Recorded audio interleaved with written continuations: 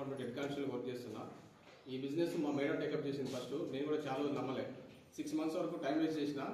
తర్వాత ప్రొడక్ట్స్ బాగున్నాయి, ప్రొడక్ట్స్ వాడుతూ ఇన్కమ్ వస్తుంది మా మేడంకి. ఎట్లా వస్తుందో తెలుసుకుందాం అని చెప్పి నేను సైన్స్ సార్ మీటింగ్ పోయిన క్లారిటీ తీసుకొని ఈ బిజినెస్ని పార్ట్ టైంగా చేస్తున్న ప్రెజెంట్ అయితే 6 months అవుతుంది. లాస్ట్ మంత్ ఇన్కమ్ వచ్చేసి 12,800.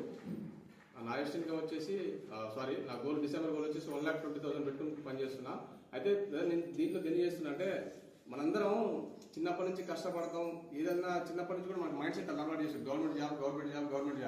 గవర్నమెంట్ జాబ్లో ఒక కడుతూ చెప్పండి, బిజినెస్ చేసే వాళ్ళు లగ్జరీ కార్లలో తిరుగుతారు, లగ్జరీ ఇళ్లలో ఉంటున్నారు.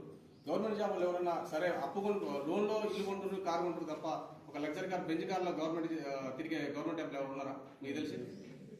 అదే నేను కూడా దానికోసం పనిచేస్తున్నా. ఇంకోటి ఏంటంటే, ఊళ్ళో కూడా మనం గవర్నమెంట్ జాబ్ అంటే పైసలు వస్తాయని అనుకుంటాం. మనకి ఏం లేదు, మంత్లీ వచ్చే ఇన్కమ్ జీతం తప్ప ఏం రాదు, రూపాయి కూడా రాదు పైన. దాంతో మన పిల్లలు చదవాలని రీసెంట్గా ఒక ఇల్లు తీసుకున్నా. ఈఎంఐలు కూడా నాకు 12,000 పడుతుంది జీతం. ఆ 12,000 ఇల్లు గడవాలి, సంసారం వెళ్ళాలి, పిల్లలు చదువులు ఇవన్నీ. పిల్లలు మంచి కనీసం స్కూల్ ఫీజు కడదామంటే కూడా నేను ఒక్కనే కాదు, టైం కట్టలేదు. నేను ఒక్కనే కాదు, చాలా మంది ఎంప్లాయీస్ కూడా చాలా ఇబ్బంది పడుతున్నారు. దీంట్లో నాకు లైఫ్ కనిపించింది, అందుకే దీన్ని గట్టిగా పట్టుకుని పనిచేస్తున్నా. సైన్స్ సార్ వస్తారు, దీని గురించి క్లారిటీ తీసుకున్నాను.